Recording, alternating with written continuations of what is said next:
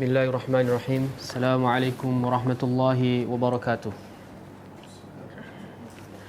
Innal hamdalillah, segala kepujian hanya milik Allah. Nahmaduhu wa nasta'inuhu wa nastaghfiruhu wa natubu ilaih. Oleh itu, mari kita sentiasa memuji Allah, sentiasa hanya meminta pertolongan dari Allah, sentiasa meminta ampun serta bertaubat kepada Allah Subhanahu wa taala. Wa na'udzu billahi min syururi anfusina wa min sayyiati a'malina. Dan juga kita sentiasa berlindung kepada Allah Subhanahu wa taala dari kejahatan hawa nafsu dan juga keburukan tingkah laku. May yahdihillahu fala mudhillalah wa may yudlil fala hadiyalah. Kerana barang siapa yang telah Allah beri taufik hidayah, tiada siapa yang mampu untuk menyesatkannya, dan barang siapa yang telah Allah sesatkan, maka tiada siapa yang mampu memberinya taufik hidayah. Asyhadu an la ilaha illallah wahdahu la syarikalah wa asyhadu anna Muhammadan abduhu wa rasuluhu. Aku bersaksi bahawa tiada Tuhan yang berhak disembah dengan benar melainkan Allah semata, tiada sekutu baginya. Dan aku bersaksi bahawa Nabi Muhammad sallallahu alaihi wasallam merupakan pesuruh dan juga hamba Allah. Qala Allah tabaraka wa taala, Ya ayyuhalladzina amanu taqullaha haqqa tuqatih wa la tamutunna illa wa antum muslimun. Wahai orang-orang yang beriman, bertakwalah kepada Allah dengan sebenar-benarnya takwa, dan jangan sekali-sekali kamu mati melainkan dalam keadaan Islam. Wa qala ya ayyuhan nas ittaqu rabbakum alladzi khalaqakum min nafsin wahidah wa khalaqa minha zawjaha وَبَثَّ مِنْهُمَا رِجَالًا كَثِيرًا وَنِسَاءً وَاتَّقُوا اللَّهَ الَّذِي تَسَاءَلُونَ بِهِ وَالْأَرْحَامَ إِنَّ اللَّهَ كَانَ عَلَيْكُمْ رَقِيبًا. Wahai sekalian manusia, bertakwalah kepada pencipta kalian, yang mana dia telah menciptakan kalian dari jiwa yang satu, iaitu Adam, dan dari Adam diciptakan pasangannya, dan dari keduanya Allah mengkembangbiakkan lelaki dan wanita yang ramai. Maka bertakwalah kepada Allah, yang mana kepada Allah kita meminta, dan bertakwalah kepada Allah dalam menjalankan silaturahim, kerana sesungguhnya Allah Maha menguasai, mengawasi. Wa qala ya ayyuhalladzina amanu taqullaha wa qulu qawlan sadida yuslih lakum a'malakum wa yaghfir lakum dhunubakum wa man yuti'illaha wa rasulahu faqad faza fawzan 'azima. Wahai orang yang beriman, bertakwalah kepada Allah dan berkatalah dengan perkataan yang benar. Sungguh nescaya Allah akan baikkan segala urusan serta mengampunkan segala dosa. Maka barang siapa yang mentaati Allah dan Rasul, sesungguhnya dia telah menang dengan kemenangan yang besar. Amma ba'd, fa inna asdaqal hadithi kitabullah wa khairal hadi hadi Muhammad sallallahu alaihi wasallam. Ketahuilah sebaik-baik perkataan adalah perkataan Allah, iaitu Al-Quran, dan sebaik-baik petunjuk adalah petunjuk baginda Nabi Muhammad sallallahu alaihi wasallam. Wa syarrul umuri muhdatsatuha fa inna kulla muhdatsatin bid'ah wa kulla bid'atin dalalah wa kulla dalalatin finnar. Dan ketahui seburuk-buruk perkara dalam agama adalah perkara yang diada-adakan, dan perkara yang diada-adakan adalah perkara bid'ah, dan setiap perkara bid'ah menjerumus seseorang kepada kesesatan, dan kesesatan tempatnya tidak lain tidak bukan di neraka Allah. Alhamdulillah, bersyukur kita kepada Allah Subhanahu wa taala kerana diberi kenikmatan masih lagi dapat meneruskan salah satu tanggungjawab seorang Muslim dan juga Muslimah, iaitu menuntut ilmu. Walillahil hamdu wa minnah. InsyaAllah pada Khamis pagi ini kita lagi meneruskan pengajian hadis berdasarkan kitab Al-Arba'in An-Nawawi, 40 himpunan hadis karya Al-Imam Abu Zakaria Yahya bin Sharaf An-Nawawi rahimahullah. Dan kita telah memasuki hadis yang kedua dan telah selesai menerangkan tentang rukun Islam, dan sekarang kita telah masuk rukun iman. Dan rukun iman yang pertama serta yang kedua, beriman kepada Allah dan beriman kepada para malaikat, pun telah kita selesaikan, walillahil hamd. InsyaAllah hari ini kita akan sambung terkait dengan keimanan dengan kutub dan keimanan dengan rusul. Sebelum itu, alangkah baiknya kita mengulang kaji pembelajaran kita pada minggu lepas. Ketika mana Nabi SAW didatangi Jibril dan ditanyakan tentang pokok-pokok agama, iaitu rukun Islam dan rukun iman, maka apabila datang soalan akhbirni anil iman, wahai Muhammad, beritahulah kepadaku apa itu iman, maka Nabi bawakan iman dengan ta'arif rukun. Al-iman an tu'mina billah. Keimanan itu engkau beriman kepada Allah, iaitu mentauhidkan Allah dan menjauhkan syirik. Wa malaikatihi, an tu'mina billahi wa malaikatihi, dan kau beriman kepada malaikat-malaikat Allah. Okey, apa itu malaikat? Malaikat adalah perkataan jamak, banyak, yang mana mufradnya dari dua perkataan, perbezaan di antara ulama bahasa. Yang pertama, al-malaikah merupakan jamak dari perkataan malakun. Malakun dalam erti kata makna quwwatu syai' wa sihhatuhu, kuatnya sesuatu benda dan sihatnya benda itu. Itu asal kalimat dari perkataan malakun. Pendapat yang kedua, al-malaikatu merupakan jamak dari perkataan malakun. Kemudian hamzah dibuang dan harakatnya diberi kepada lam sebelumnya, jadilah malakun.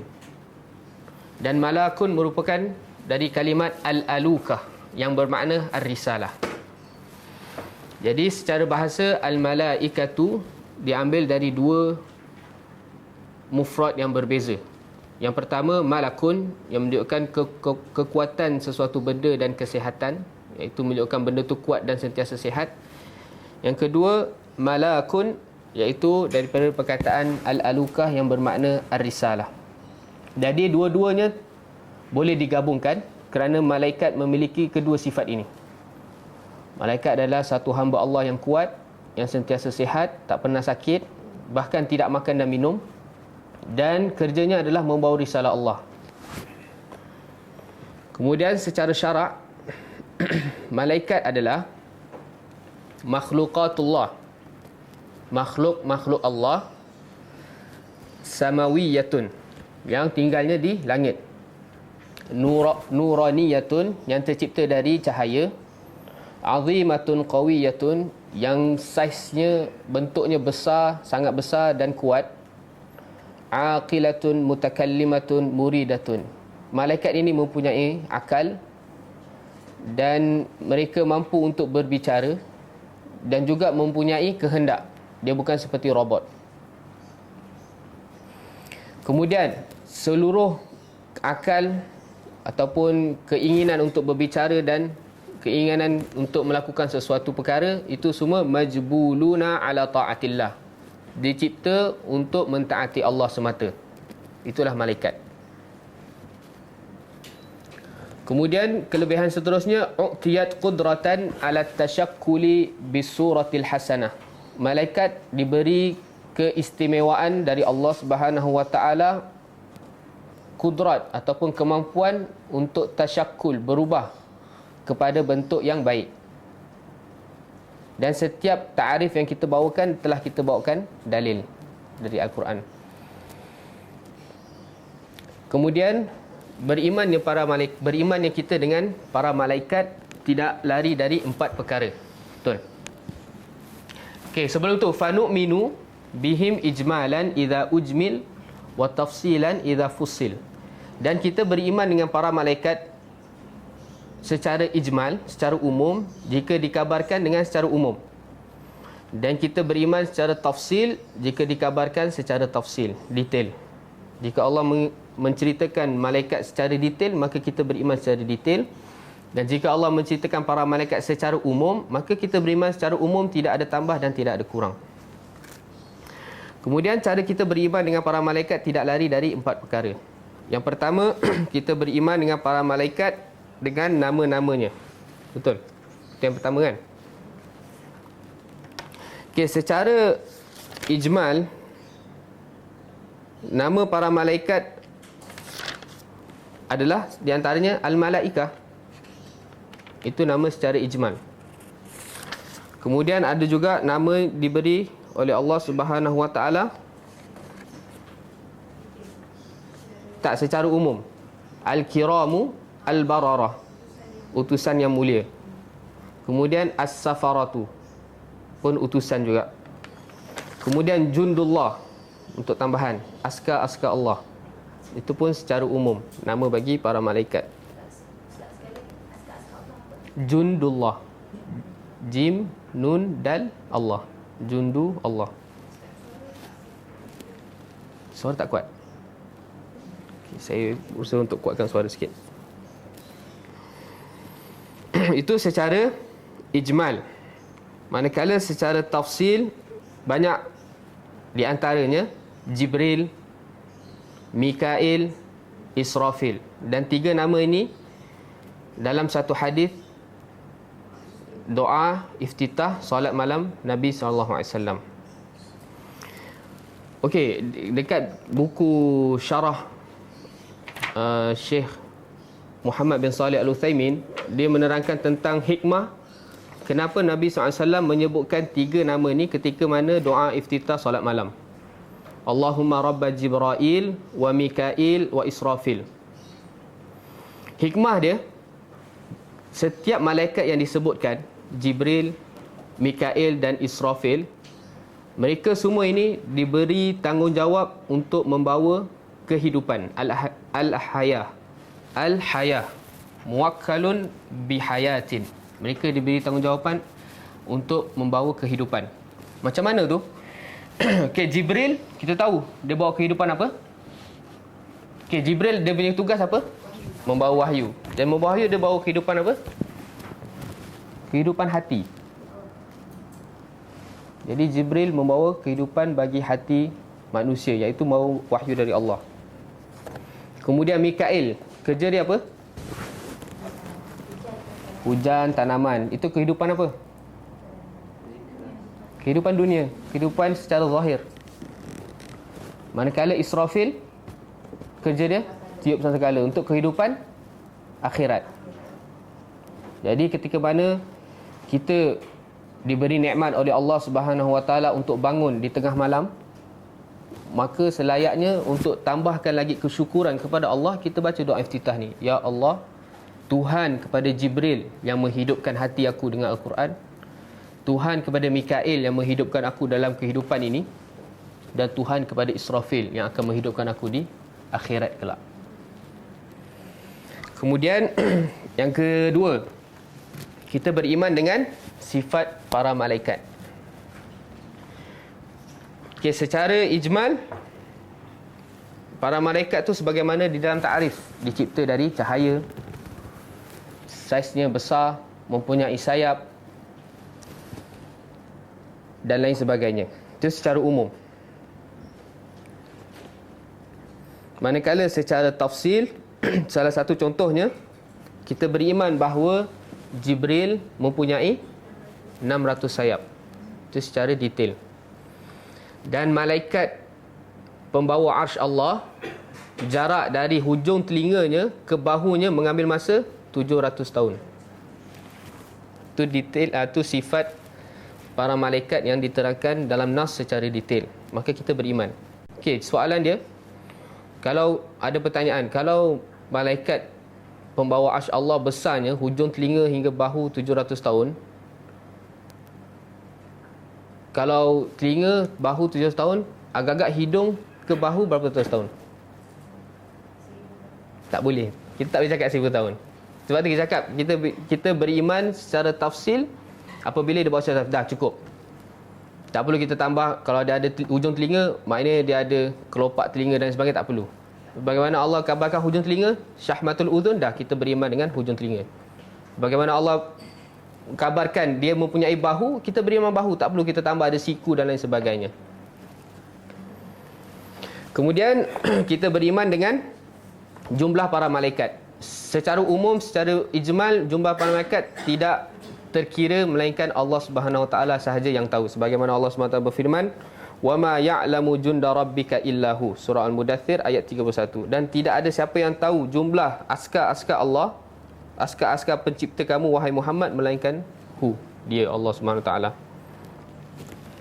Itu secara ijmal. Dan juga sebagaimana hadis Baitul Ma'mur, yang mana ketika mana Nabi SAW Mi'raj ke langit, diperlihatkan keadaan Baitul Ma'mur, iaitu tempat beribadahnya para malaikat. Yadkhuluhu kulla yaumin sab'una alf malakin. Setiap hari Baitul Ma'mur ni akan masuk di dalamnya 70,000 para malaikat setiap hari. Setiap hari akan masuk 70,000 malaikat sampai kiamat. Sampai hari ini masih Baitul Ma'mur tu dimasuki 70,000 para malaikat. Idza kharaju minhu lam ya'udu fihi akhiru ma alaihim. Dan bila dia dah habis ibadah, dia akan keluar dari Baitul Ma'mur, dan orang yang keluar tu dia tak akan kembali. Boleh bayangkan jumlah dia berapa banyak. Setiap hari masuk 70,000. Kemudian yang 70,000 dah masuk tu dia keluar, dan dia tak akan balik lagi. Akan masuk yang baru. Jadi jumlah dia kita tak terkira. Kita tak tahu melainkan Allah Subhanahu Wa Taala sahaja yang tahu. Kemudian secara tafsilnya ada beberapa hadis nas yang menerangkan tentang jumlah para malaikat. Misalnya, para malaikat yang membawa arsy Allah jumlahnya berapa? 8. Dalam surah Al-Haqqah ayat 17. Wa yahmilu arsya rabbika fawqahum yawma idzin thamaniyah. Kemudian para malaikat yang penarik tali neraka jahanam berapa? 70,000 kali 70,000. Itu jumlah dia. Okey, kemudian yang seterusnya kita beriman kepada malaikat tentang pekerjaan dia ataupun tugas-tugasnya. Secara ijmal, malaikat tugasnya majbuluna ala taatillah. Dicipta untuk mentaati Allah dah. Allah cipta ada para malaikat hanya untuk sujud. Allah cipta para malaikat untuk menjaga manusia dan sebagainya. Itu secara ijmal memang dia dicipta untuk mentaati Allah. Secara tafsil, sebagaimana kita tahu tugas-tugas para malaikat seperti Jibril membawa wahyu, Mikail tumbuhan, membawa hujan dan lain sebagainya. Dan insya-Allah hari ini kita akan memasuki tentang berimannya pada kitab-kitab Allah.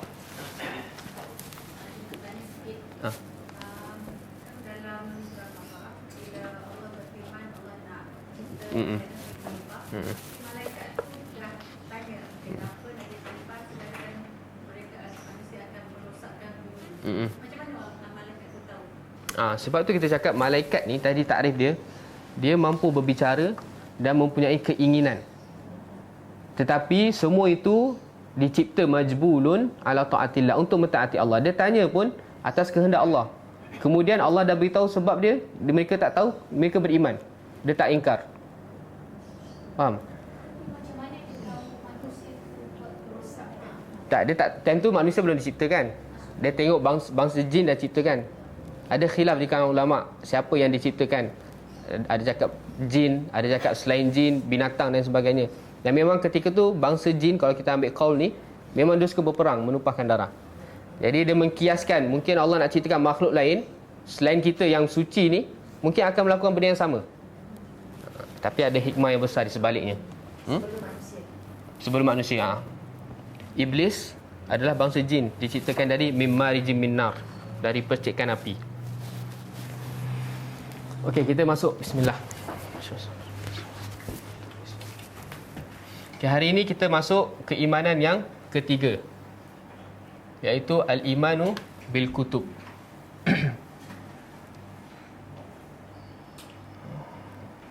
Okey, macam ni okey Nampak? Jelas?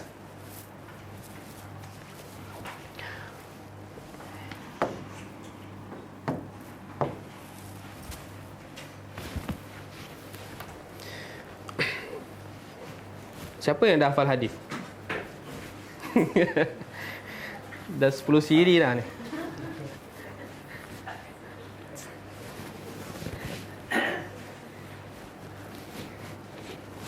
Kerana Jibril tanya, fa akhbirni anil iman, al imanu an tu'mina billahi wa malaikatihi wa kutubihi.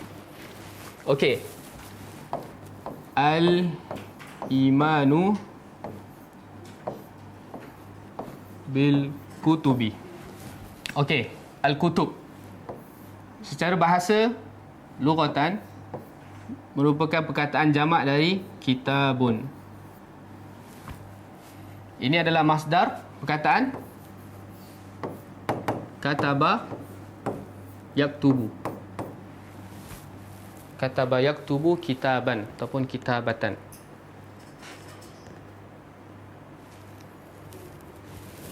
Okey, kataba dia telah menulis, betul?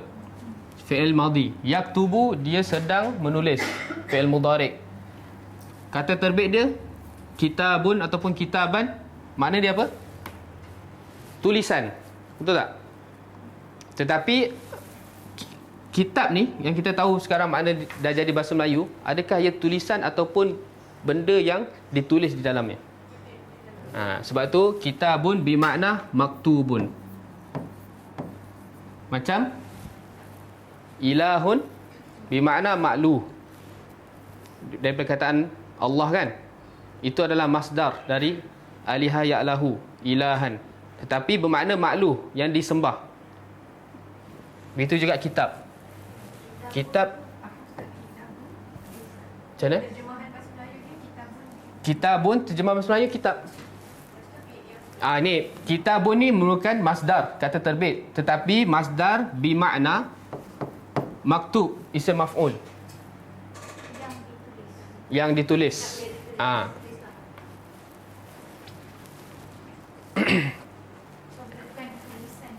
Bukan tulisan. Jadi kitab tu makna dia bukan tulisan, tapi benda yang ditulis di dalamnya. Tetapi asal kalimat dia daripada masdar kitaban. Kataba yaktubu kitaban, tapi bermakna maktub. Okey, jelas Contoh dia tadilah cakap aliha ya'lahu ilahan. Ilahan adalah asal kalimat dari perkataan Allah, yang disembah. Tetapi ilahan tu bukan yang disembah. Kalau di secara bahasa, ilahan adalah masdar, sesembahan ataupun penyembahan. Tetapi ilahan di sini bermakna makluh, iaitu ma'bud, yang disembah. Okey, secara syar'an yang dimasukkan al-kutub dalam rukun iman ni adalah kitab-kitab Allah. Kejap, kita ambil kat sini dulu. Kitab yang dimasukkan dalam rukun iman ni adalah al-kutub as-samawiyah.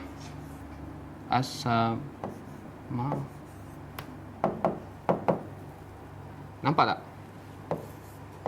Al-kutubu as-samawiyatu. Kitab-kitab yang dari langit. Okey, secara syarak, kitab yang dari langit tu apa makna dia?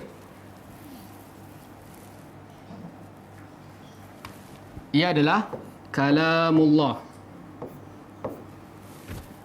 perkataan Allah. Haqiqatun,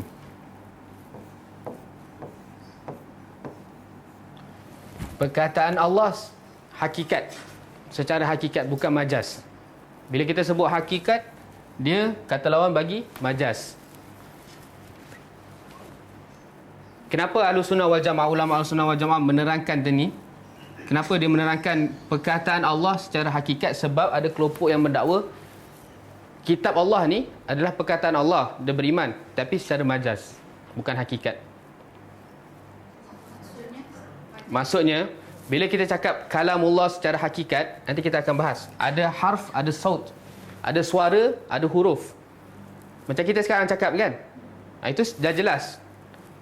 Tetapi bagi mereka yang sebenarnya nak menafikan sifat Allah bercakap, dia akan cakap kalamullah tapi bukan hakikat, secara majaz. Kalamun nafsi.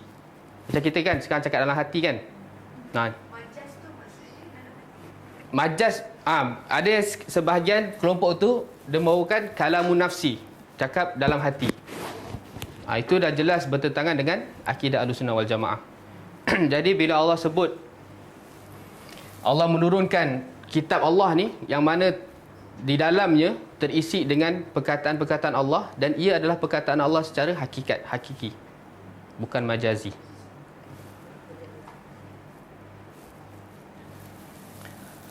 Okey, hakikat dari segi alfazuhu, lafaz-lafaznya, wa hurufuhu, huruf-hurufnya, wa ma'anihi,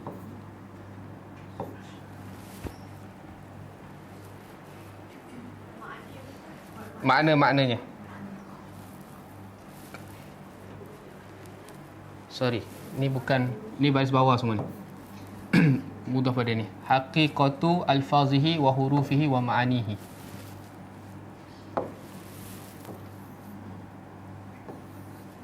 Okey. Kitab yang Allah turunkan kepada makhluk adalah merupakan perkataan Allah secara hakikat. Lafaz dia adalah dari Allah, huruf-huruf dia adalah dari Allah dan maknanya dari Allah.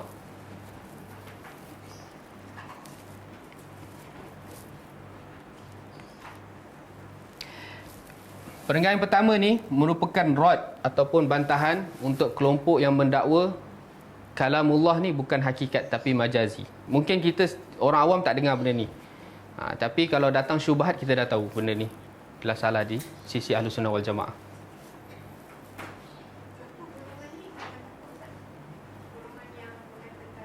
Ahlul kalam. Ahlul kalam falsafah.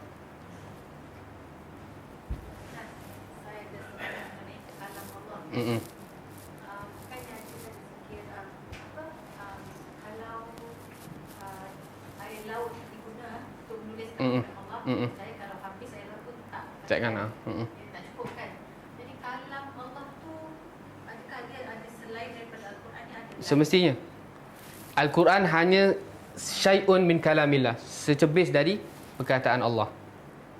Kalam Allah tu ghairu mahdud, tidak ada batasnya. Sebab Allah ni adalah Tuhan. Sifat Allah kita tak tahu. Begitu juga kalam Allah. Okey. Maknanya kalam Allah ni boleh jadi bukti yang kita nampak untuk ciptaan dia. Itu pun kalam ke? Tak, kalam adalah sebagaimana yang kita faham. Suara, ada huruf, ada tulis. Yang akak cakap tu lebih kepada ayatullah lah, tanda kebesaran Allah. Maksudnya kalam Allah ni ada yang Allah beritahu, ada yang Allah Ya, betul. beritahu. Antara jin, malaikat ke macam tu. Memang selayaknya bagi Tuhan pencipta alam ni tak masuk akal lah dia dapat beritahu semua tentang dia. Betul tak? Dia ada Tuhan Rabbul Alamin. Kalau kita nak kaji tentang saiz, bukan saiz Allah tau, saiz makhluk Allah. Macam kita kaji tadi, malaikat je pembawa ars besar dia macam mana? 700 tahun. Kalau burung tu nak terbang daripada hujung telinga malaikat tu pergi bahu, 700 tahun baru sampai. Kalau kita besar ni, burung duduk je kat sini. Tak ada sampai 700 tahun. Jadi memang kalam Allah sebagaimana yang tu, dalil dia tak terbatas. Dan kitab-kitab yang Allah turunkan ni yang terisi dengan kalam Allah hanya cebisan dari kalam Allah. Maknanya termasuk Taurat, Injil, Betul. kalam Allah. Semua kalam Allah. Bila sebab kitab, apa yang ditulis dalamnya, apa yang ditulis? Yang ditulis adalah kalam Allah.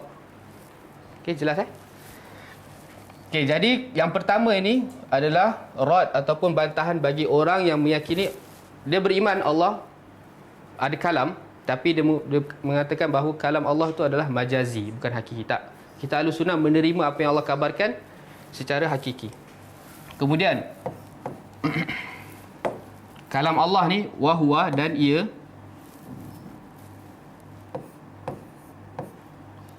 munazzalun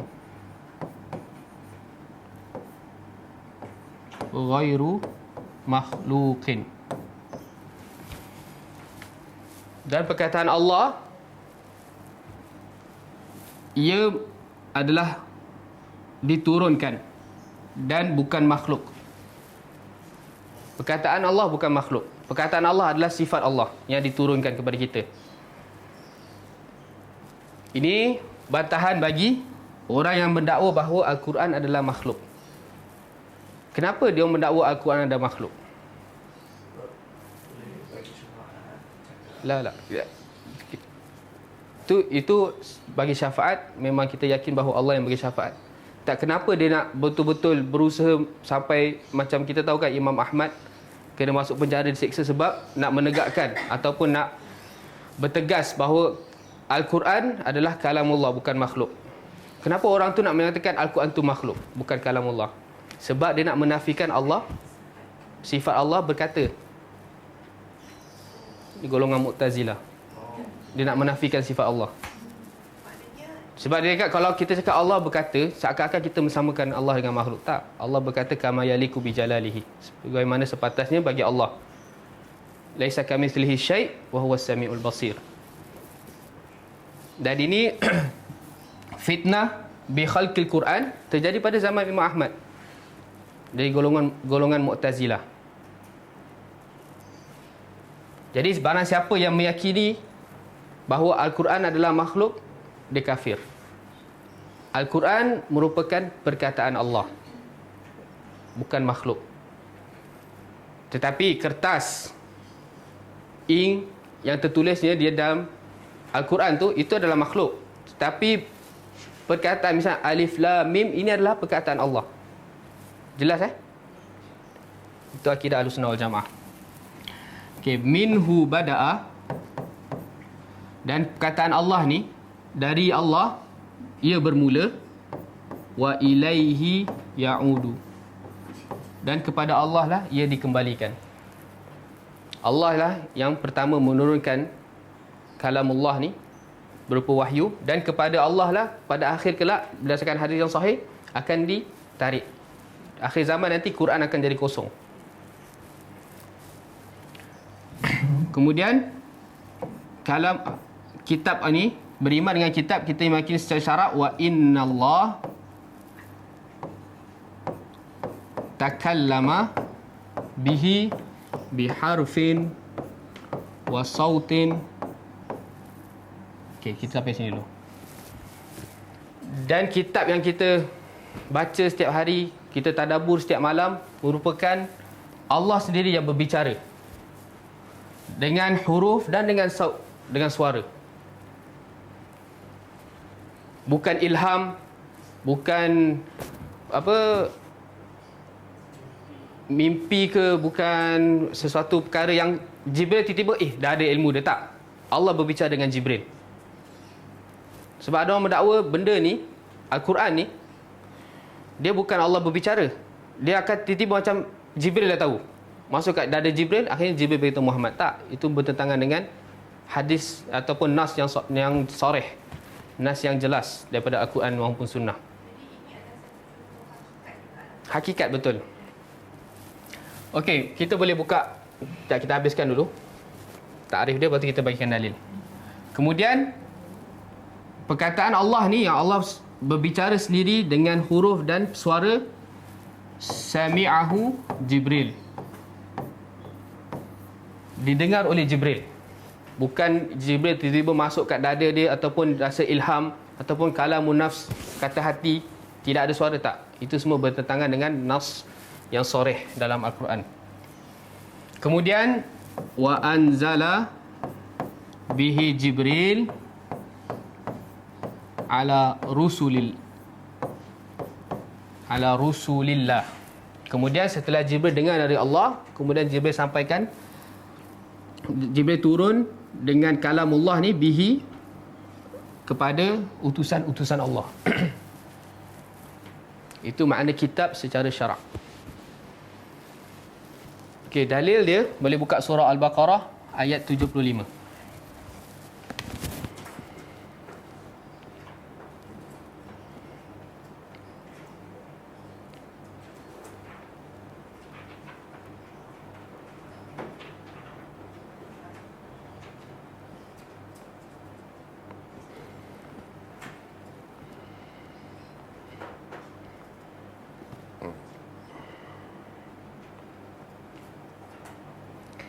Okay, surah Al-Baqarah ayat 75.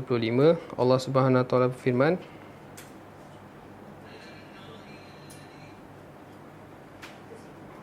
okay, afatatma'una an yu'minu lakum wa qad kana fariqum minhum yasma'una kalam Allah.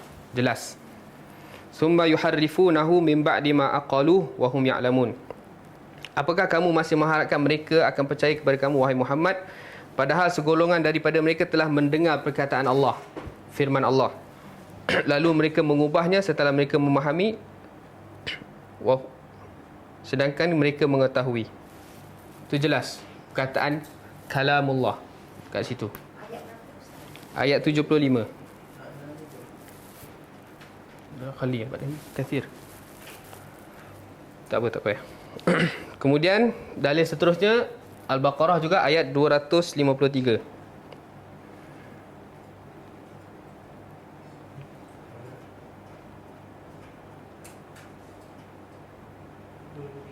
Dua lima tiga. Ha.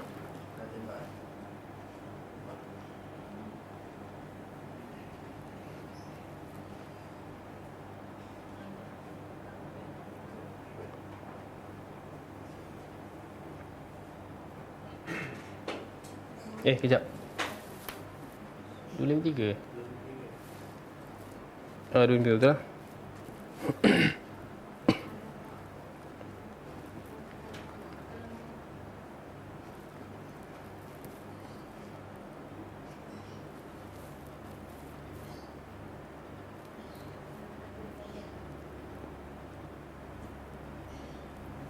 Okay. Allah SWT firman, tilkar rusulu faddalna ba'dahum ala ba'd. Berikut adalah para utusan Allah yang Allah lebihkan sebahagian dari sebahagian yang lain. Di antaranya Allah sifatkan tentang kelebihan yang Allah beri, seorang dapat, seorang tak dapat. Wa minhum man kallamallah. Jelas ni. Dan di antara mereka Allah berbicara langsung dengan dia. Iaitu bila berbicara ada suara dan ada huruf dan ada lafaz. Dia bukan ilham, dia bukan kalamun nafsi dan lain sebagainya. Okey. Kemudian dalil seterusnya surah At-Taubah. At-Taubah ayat 6.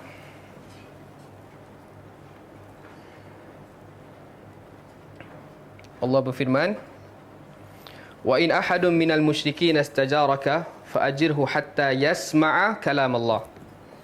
Thumma ablighu ma'manah dzalika bi annahum qaumun la ya'lamun." Dan jika seseorang di antara orang-orang musyrikin itu meminta perlindungan kepadamu wahai Muhammad, maka lindungilah ia supaya ia sempat mendengar firman Allah, kataan Allah. Jadi jelas.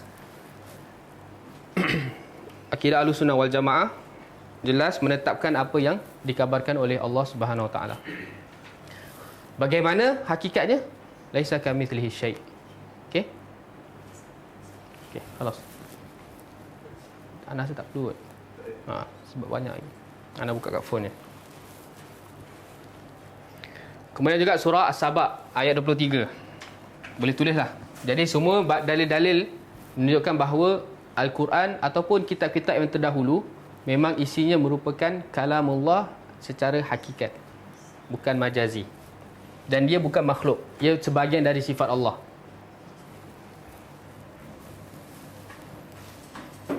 Okey, kemudian cara kita beriman dengan kitab Al-Kutub ada 3 perkara. 3 perkara cara kita nak beriman dengan Al-Kutub. Yang pertama, Al-Ismu. Nama kitab-kitab yang diturunkan oleh Allah dari langit. Okey, secara ijmal, macam kita sebut minggu lepas, beriman dengan malaikat, beriman dengan kitab, beriman dengan rusul. Kita beriman secara umum jika dikabarkan secara umum, dan kita beriman secara detail jika dikabarkan secara detail. Okey, secara ijmal, secara umum, an-nu'mina anna kulla al-kutuba kutubi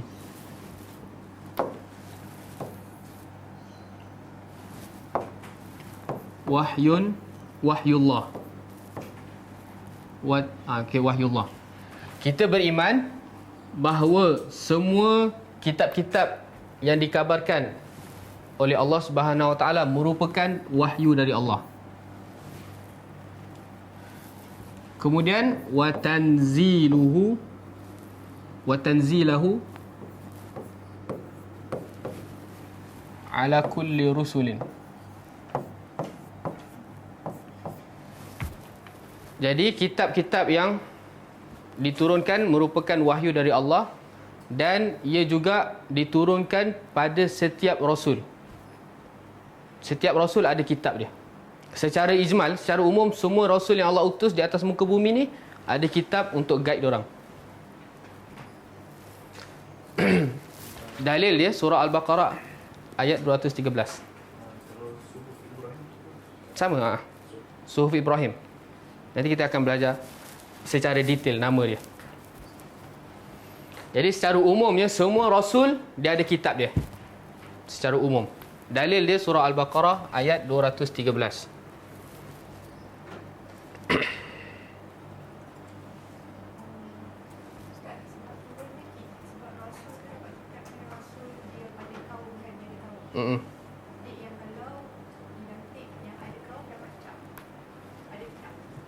Ya, betul.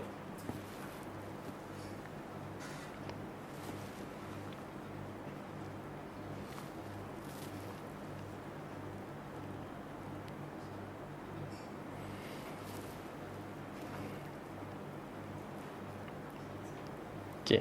Allah SWT berfirman dalam surah Al-Baqarah ayat 213. Dalil menerangkan bahawa setiap rasul mempunyai kitab.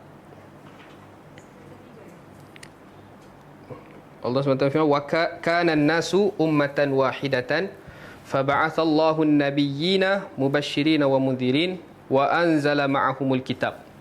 Jelas. 213. Manusia itu adalah umat yang satu, tetapi setelah timbul perselisihan, maka Allah mengutus para nabi sebagai pemberi peringatan dan Allah menurunkan bersama mereka kitab. Wa anzala ma'ahumul kitab. Itu secara ijmal. Kemudian secara tafsil pula, tafsilan, secara detail, an nu'mina bima alimna min asma'iha. Secara tafsil pula, kita beriman dengan apa yang dikabarkan, dengan apa yang kita tahu dari nas yang sahih, dari nama-nama yang disebut.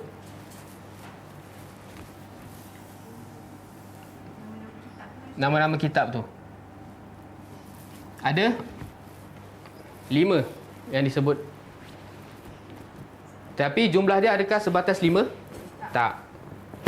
Lebih daripada 5. Tapi yang diberitahu secara detail ada 5. Yang pertama, Suhuf Ibrahim.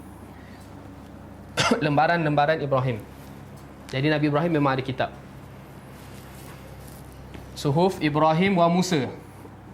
Suhuf Musa juga, Musa. Tapi Suhuf Musa ni ada khilaf di kalangan ulama. Ada mengatakan Suhuf Musa ni berbeza dengan Taurat, ada yang mengatakan ia adalah sebahagian dari Taurat.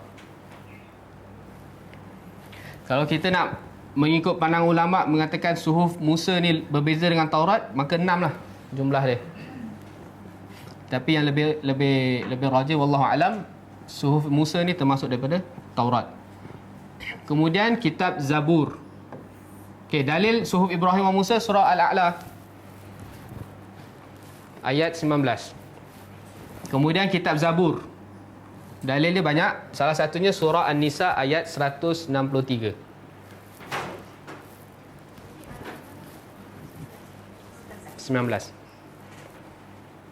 Wa ataina Dauda Zabura.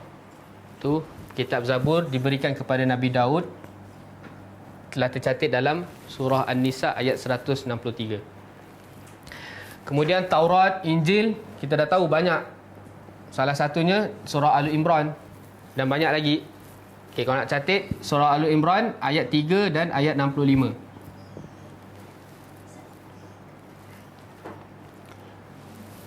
Dua ayat ni Allah menceritakan tentang dua nama ni sekaligus. Al-Imran ayat 65 dan ayat 3, Taurat wal Injil.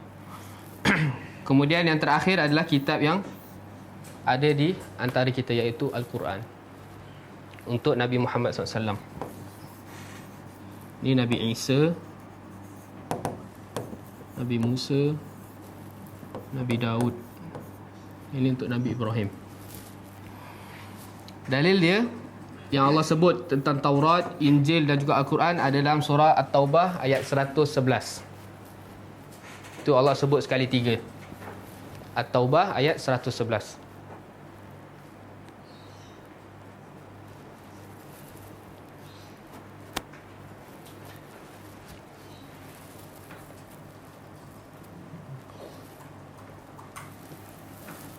Kemudian yang harus kita imani juga terkait dengan kitab Allah, bahawa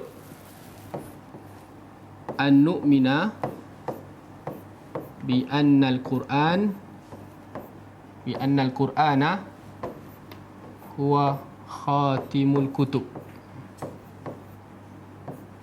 Kita beriman bahawa sesungguhnya Al-Quran yang ada di antara kita ni sekarang merupakan penutup segala buku-buku dari langit.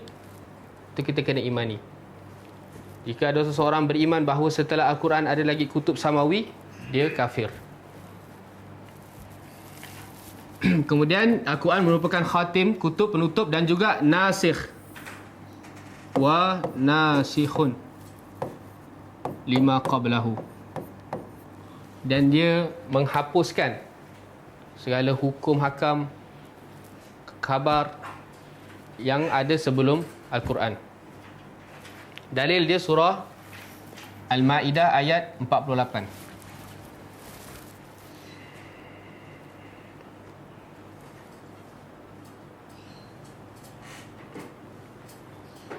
Dalil menyatakan bahawa Al-Quran merupakan khatim, penutup buku, dan juga nasikh yang menghapus, dalam surah Al-Ma'idah ayat 48.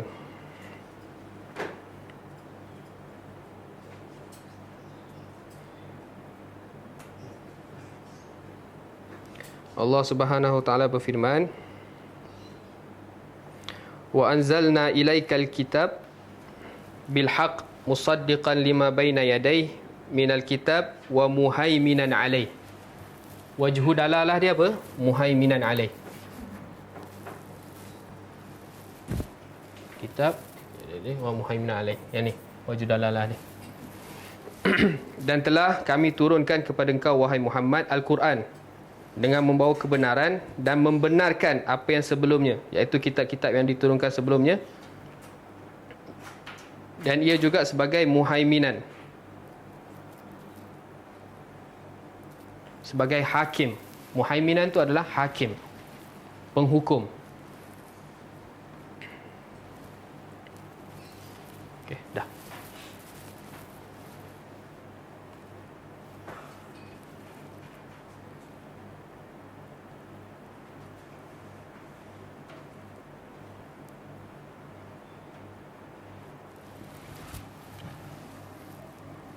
Okey, itu perkara yang pertama, berdasarkan nama. Jadi secara ijmalnya setiap rasul ada kitab dia. Tetapi secara detailnya yang dikabarkan dalam Al-Quran ada 5 kitab, iaitu Suhuf Ibrahim dan juga Musa, kemudian Zabur, kemudian Taurah, Injil dan Al-Quran. Dan Al-Quran adalah penutup kitab dan juga penghapus segala apa yang sebelumnya. Kemudian yang kedua, Al-Khabar. Al-Khabaru. Khabar ni dah jadi bahasa Melayu, kabar. First kita tadi terkait dengan nama, yang ni isi kandungan dalam kitab-kitab Allah. Okey, secara ijmalan an nu'mina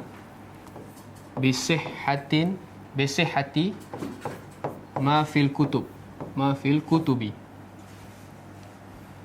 minal akhbar ma lam yubaddil minal kutubi sabiqati.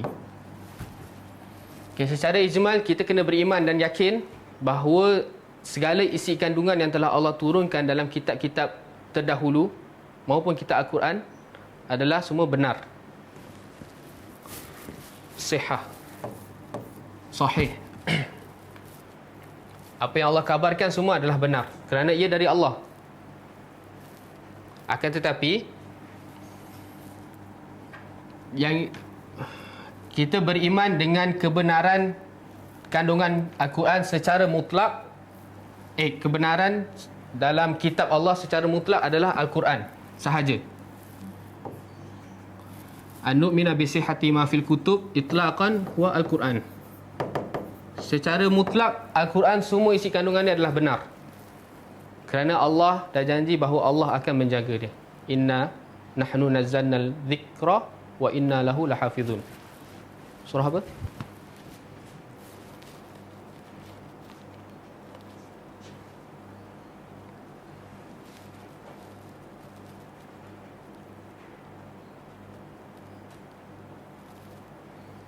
Surah Al-Hijr ayat 9.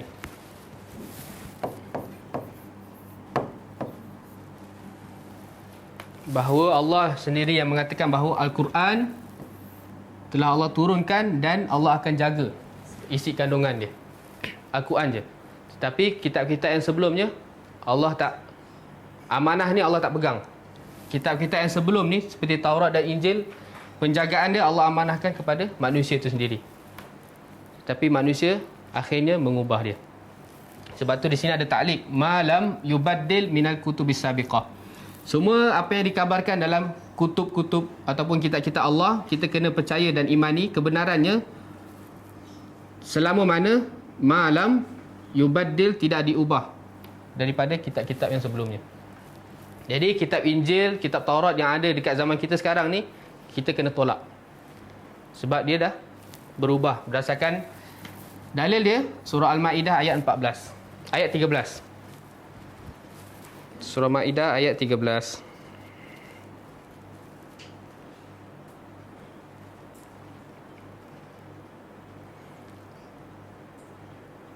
Allah Subhanahu wa taala berfirman, "Fabima naqdihim mitsaqahum la'annahum wa ja'alna qulubahum qasiyah yuharrifuna al-kalima 'an mawadhi'ihi." Tu wajhu dalal dah. Dia merubah perkataan-perkataan Allah dari tempat yang sepatutnya. Okey, itu poin pertama. Jadi segala kabar yang ada di dalam, kita kena iman apa yang ada dalam Suhuf Ibrahim, apa yang ada dalam Taurat, apa yang ada dalam Injil, apa yang ada dalam Zabur, Quran, semua adalah benar kerana dari Allah. Tetapi secara itlak yang kita boleh imani kebenarannya adalah hanya Al-Quran, sebagaimana firman Allah dalam surah Al-Hijr ayat 9. Tetapi kitab-kitab yang sebelumnya, bagaimana kita menilai?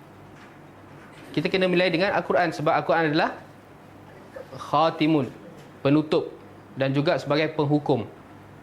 Apa-apa yang dibawakan kemungkinan dalam Injil zaman sekarang ni bertetapan dengan Al-Quran, kita boleh beriman. Tapi kalau dia bercanggah, kita jangan beriman kerana ia telah diubah. Kemudian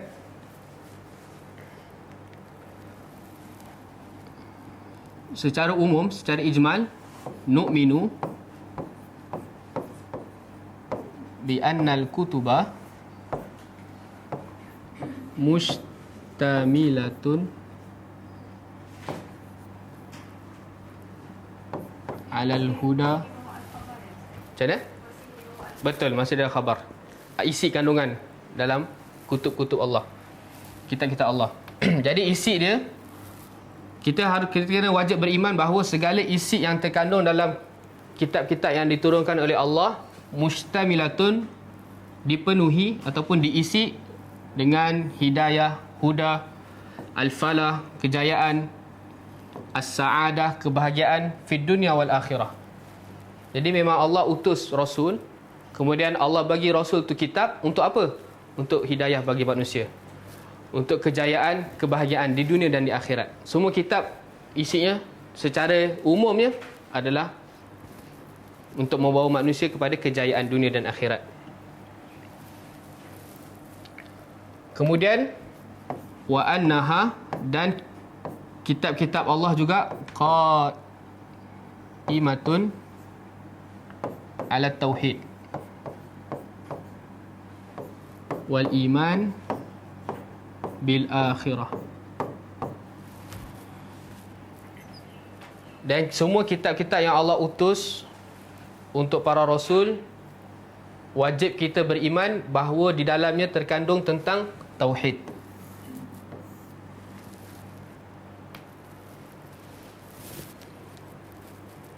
Dalilnya surah An-Nahl ayat 36. Allah SWT berfirman, "Walaqad ba'athna fi kulli ummatin rasulan an i'budullaha wajtanibut taghut. Dan sesungguhnya telah aku utus di setiap umat seorang pengutus. Apa yang dia bawa? An i'budullah wajtanibut taghut. Untuk hanya bersembah kepada Allah, kemudian menjauhi syirik taghut. Itu adalah tauhid. Kita kena wajib iman. Kemudian dalam kitab-kitab yang sebelumnya juga, kitab-kitab Allah ada tentang beriman hari akhirat. Dalil dia surah Az-Zumar ayat 71. Surah Az-Zumar ayat 71 mengisahkan tentang dialog malaikat dengan ahli neraka.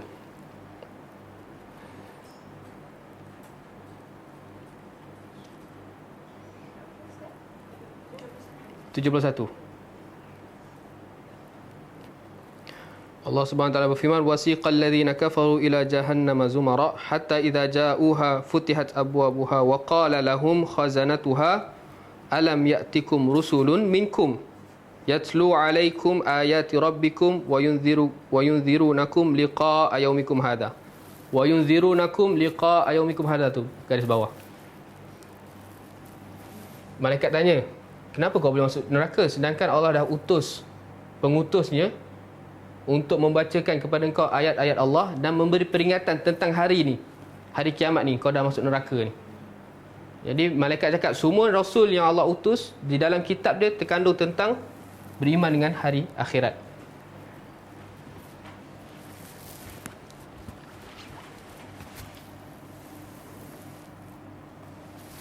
Itu secara umum. Jadi secara umumnya dalam penghabaran kitab-kitab Allah,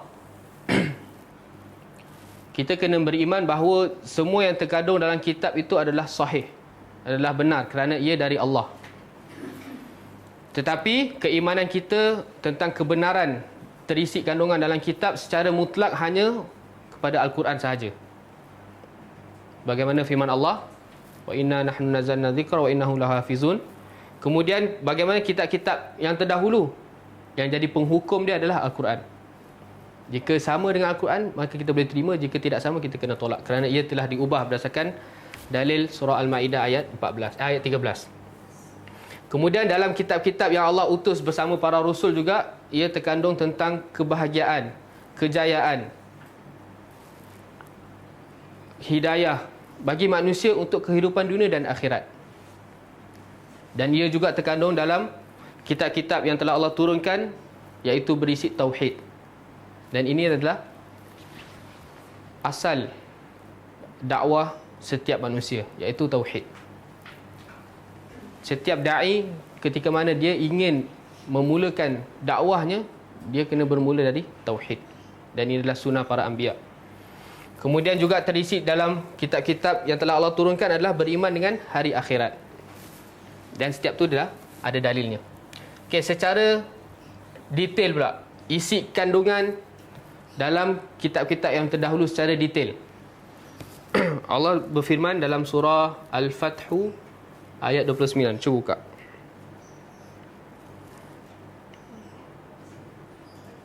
Al-Fath ayat 29.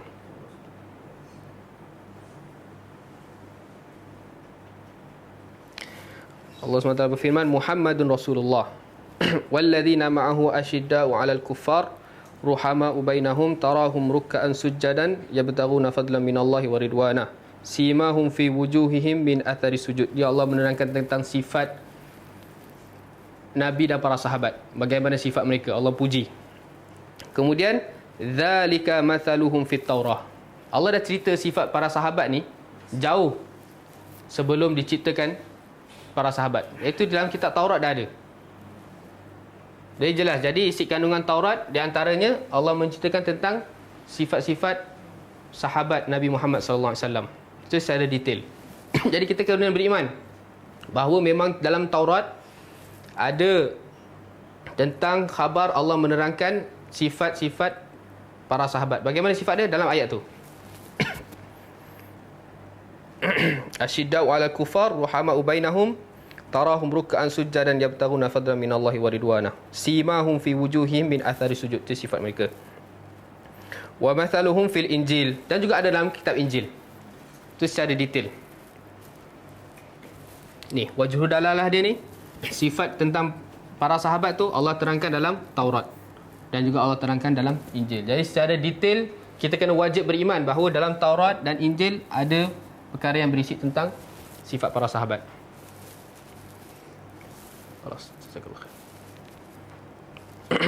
Kemudian dalil yang seterusnya, surah An-Najmu ayat 36 hingga 39.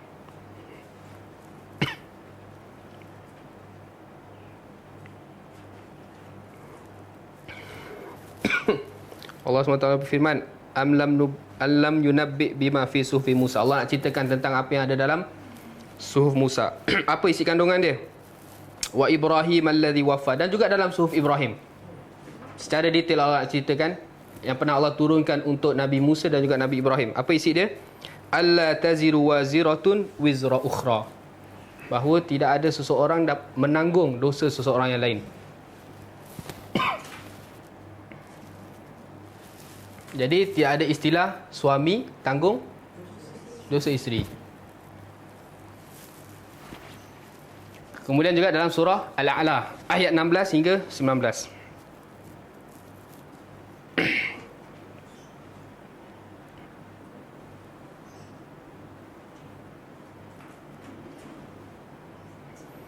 Bal tu'thiruna al-hayata ad-dunya wal akhiratu khairun wa abqa. Inna hadza la fi suhufil ula, suhufi Ibrahim wa Musa.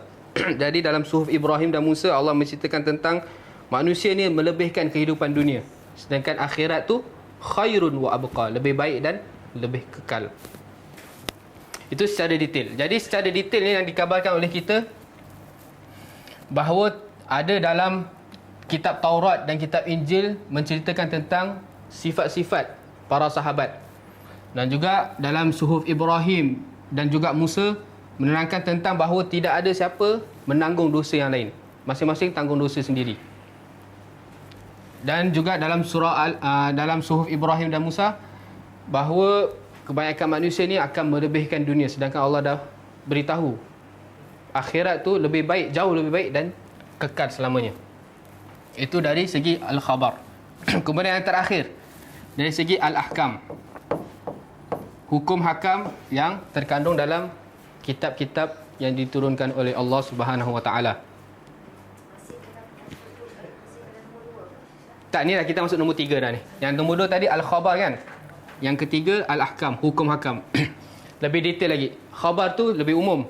Semua khabar, kisah ke, sifat ke, apa-apa cerita kan. Tapi yang ketiga ni hukum hakam terkait dengan syariat. Okey, secara ijmalan an nu'mina bima fiha minal ahkam ma lam tukhalif syariatana. Secara umum ya, segala hukum hakam yang ada di kitab-kitab yang terdahulu, kita kena wajib beriman, wajib kita menerima selama mana dia tidak bercanggah dengan syariat kita, iaitu Al-Quran.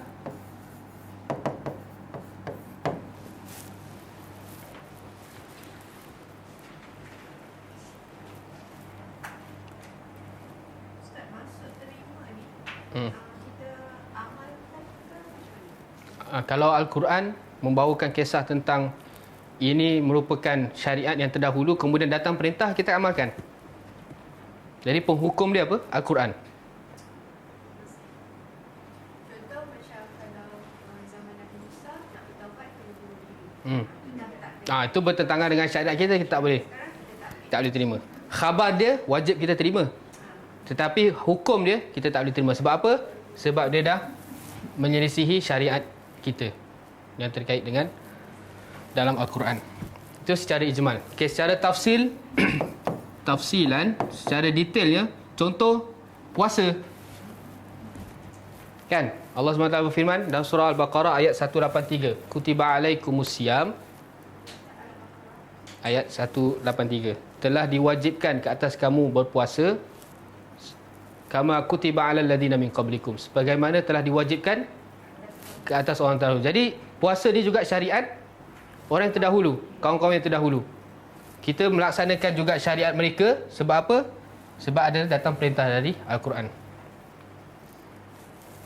Ustaz, macam ni hari ni kita dekat dengan sunnah ke? Berlainan. Maknanya sunnah ni apa-apa yang disyariatkan dari sunnah diwahyukan kepada Nabi, dia berasingan daripada kitab. Kitab apa tu maksudnya? Okay, jadi maksud jadi kalau kita sebut Al-Quran, ia juga termasuk dalam As-Sunnah sebagai rujukan kita. Tapi sebabkan perbahasan kita sekarang dalam kutub, jadi nak menerangkan apa-apa syariat yang terkandung dalam kitab-kitab terdahulu, jika menepati kitab kita iaitu Al-Quran, kita boleh buat. Tapi kalau dia menyisih, kita kena tinggalkan. Tetapi secara umum dia, Al-Quran juga termasuk As-Sunnah sebagai kita punya rujukan dalam Nas. Okay, ini contoh kita kena buat syariat dia, syariat terdahulu, sebab ada perintah dari Al-Quran. Yang contoh kita tak boleh buat kerana menyelisihi, sebagaimana yang akak beritahu tu dah, qatlun nafsi litaubah, kita bunuh diri tanda kita bertaubat. Dalil dia surah Al-Baqarah ayat 54. Okay, jadi secara ringkasnya, pertama sekali kita beriman bahawa kitab yang diturunkan oleh Allah, ia berisi kalamullah haqiqatan. Kalamullah haqiqatun. Perkataan Allah secara hakiki, bukan majazi. Hakiki dari lafaznya, hurufnya, maknanya. Kemudian kalamullah ni diturunkan oleh Allah, dan ia bukan makhluk. Ia sebahagian dari sifat Allah. Dan permulaan kalamullah ni adalah dari Allah, dan penyudahannya juga adalah kembali kepada Allah. Kemudian kalamullah ni yang terisi dalam kitab-kitab yang telah diturunkan oleh Allah, Allah sendiri takallama bihi. Allah sendiri berbicara dengannya. Berbicara dan arti kata ada huruf, ada suara. Ustaz, soalan hari kiamat nanti, kalamullah ni hancur tak? Ada ke tak ada? Okey, maknanya belum faham lagi. Kalamullah ni adalah sifat Allah. Jadi bila kita cakap sifat Allah, dia takkan hancur. Dia takkan hancur. Jadi kalau kita iktikad bahawa kalamullah, Al-Quran, na'udzubillah, adalah makhluk, dia akan hancur. Sebab tu bila orang iktikad bahawa Al-Quran adalah makhluk, dia kafir. Sebab itu dah sebab itu dihukumkan kafir, sebab ia adalah sifat Allah ni. First sekali orang nak mendakwa bahawa Al-Quran ni merupakan makhluk, dia nak menidakkan sifat Allah berbicara. Itu je dia punya kunci dia. Sehingga ada yang keras cakap Allah tak cakap langsung. Jadi Al-Quran ni adalah Allah cipta, Allah turunkan. Jadi dia makhluk. Bila Allah cipta, makhluk, dia cipta oleh Khalik, akan hancur dan sebagainya lah. Jadi itu yang sebab kafir kalau kita kafir. Kemudian ada yang nak ke arah tu tapi masih takut-takut lagi. Dia tak cakap ni, dia masih beriman ni kalamullah, tapi dia takwil. Ni adalah kalamun nafsi, ni adalah ilham. Sebab dia masih nak menafikan bahawa Allah tu berbicara dengan suara. Jadi kita tak boleh takwil apa-apa. Tak boleh. Kita bagaimana Allah cakap wa kallamallahu Musa taklima, dan Allah berbicara dengan Musa dengan perkataan, kita beriman. Sebab tu orang-orang ahlu takwil tahrif ni, dia merubah wa kallamallaha Musa, bukan wa kallamallahu Musa. Dia orang takwil sini. Salah satu bentuk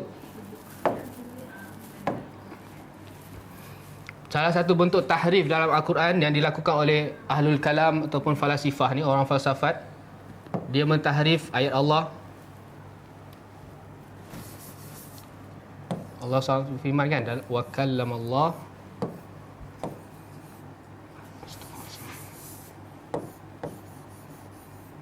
Musa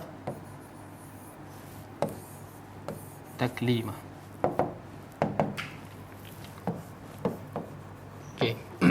Wa kallama. Kallama ni apa? Telah berbicara, berkata. Fi'il apa? Fi'il madhi. Wa kallama Allah dalam Al-Quran hu. Menunjukkan bahawa Allah adalah Fa'il kan? Alamat fa'il dia apa? Dhammah. Jadi fa'il bagi fi'il kalam ni adalah Allah. Dan Musa ni dia mansub. Tapi disebabkan dia ada alif maksurah ni, kita tak nampak fathah dia. Tapi asal harakat dia fathah. Sebab apa? Dia maf'ul. Jadi telah berbicara Allah sebagai fa'il dan Musa sebagai maf'ul yang dengar. Tapi alul kalam ni nak menafikan sifat kalam bagi Allah, dia ubah. Yang ni ala wazni rafa', yang ni mansub. Jadi telah berbicara Musa kepada Allah. Ini surah apa tadi kita? Surah As-Saba ataupun At-Taubah ni? Saya tengok.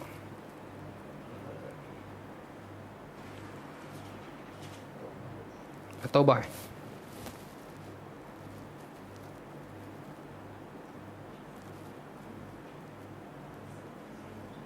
Surah An-Nisa. Ini An-Nisa ni, Kak sabar. Surah An-Nisa. Oh ni. Surah An-Nisa ayat 164. Saya tak bagi Okay, ni As-Sabak betul.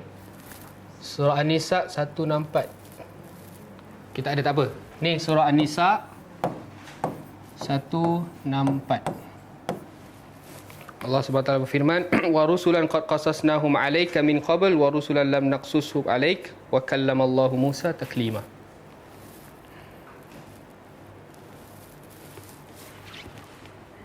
Ni. Main. Apa ni? Wa kallama ni adalah fi'il. Allah merupakan fa'il. Musa merupakan maf'ul. Tetapi ahlul kalam dia tahrif ni wa kallamallaha Musa. Musa yang berbicara dengan Allah.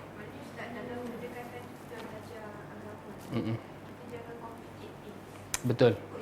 Kita terima apa yang Allah kabarkan sebab first kali benda ni ghaib. Kan? Benda ni ghaib. Jadi benda yang kita tak nampak, macam mana kita nak menerima? Dia ada dua cara je. Benda yang kita tak tahu, kita nak terima khabar dia ada dua cara. Yang pertama, kita lihat secara langsung. Bukti dia depan mata, baru kita tahu. Yang kedua, kita dengar khabar yang dipercayai. Misalnya, saya cakap kat luar ni ada kereta 8 tayar, boleh terbang. Semua tak tahu kan? Jadi cara nak kita nak tahu ada wujud tak kereta 8 tayar boleh terbang tu, kita keluar, kita tengok ataupun percaya saya. Betul tak? Jadi kita nak meyakini ataupun nak beriman dengan benda-benda yang kita tak nampak, kita kena beriman apa yang Allah kabarkan lah. Allah dan Rasul, nas. Jadi kalau kita nak berubah, kita nak mengubah apa yang Allah dan Rasul sampaikan, seakan-akan kita tak percaya.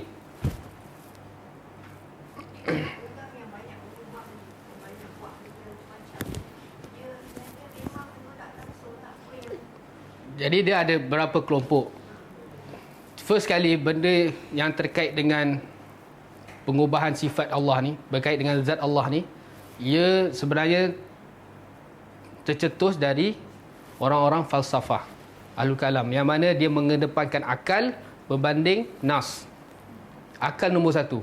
Apa-apa yang tak masuk akal, dia tak beriman.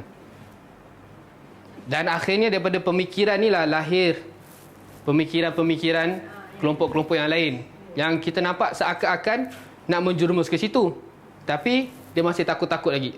Faham tak?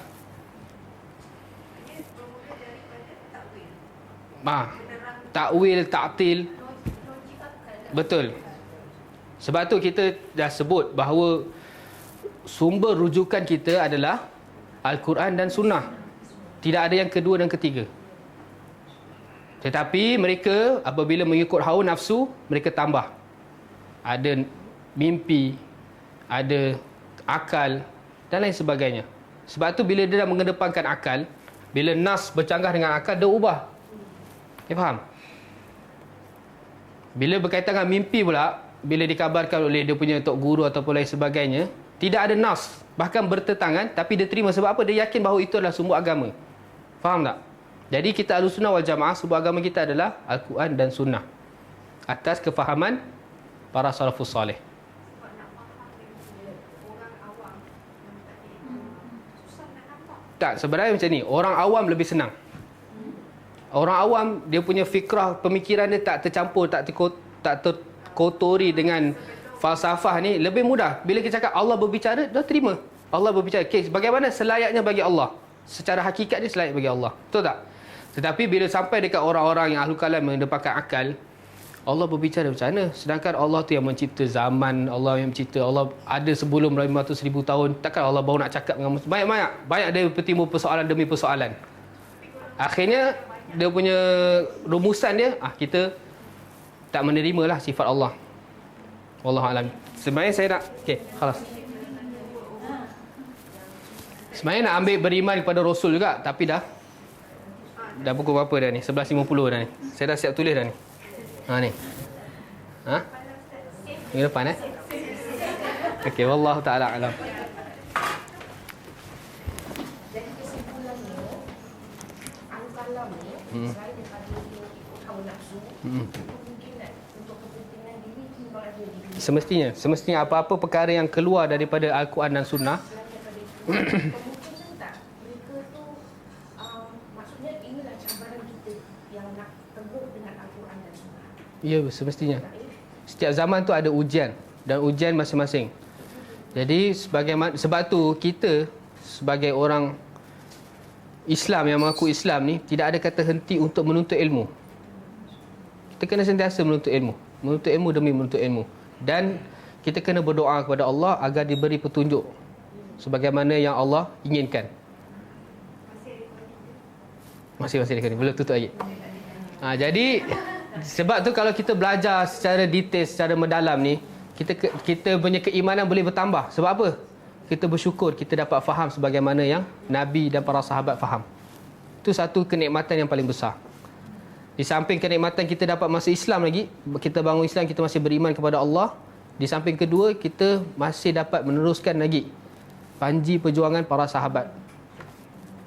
Sebab tu Nabi dah pesan awal tu, wa'addu 'alaiha bin nawajis. Sunnah aku ni kau kena gigit dengan gigi garham.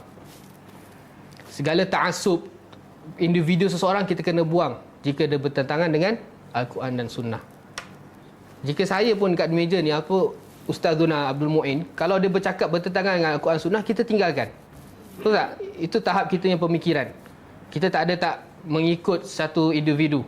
Ni saya nak tanya, ulama contemporary dengan ulama yang dulu, boleh nampak perbezaan pendapat yang banyak mengkiaskan benda sekarang. Jadi adakah kita kena balik semula pada ulama yang lebih selamat daripada compare ulama yang contemporary?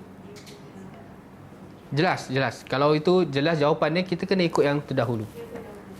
Sebab Nabi SAW pun dah bagi jaminan. Ulama zaman sekarang ni tak ada jaminan. Tapi ulama salaf, khairul quruni qarni, thumma alladhina yalunahum, thumma alladhina yalunahum. Sebaik-baik kurun adalah kurun aku. Sebab orang mengatakan ulama salaf ni fikiran sempit. Wallahu ta'ala alam. Kita tutup dulu dengan doa kafaratul majlis. Subhanakallahumma wa bihamdika asyhadu an la ilaha illa anta astaghfiruka wa atubu ilaik. Assalamualaikum warahmatullahi wabarakatuh. كتاب الله ترق جنانه وتنل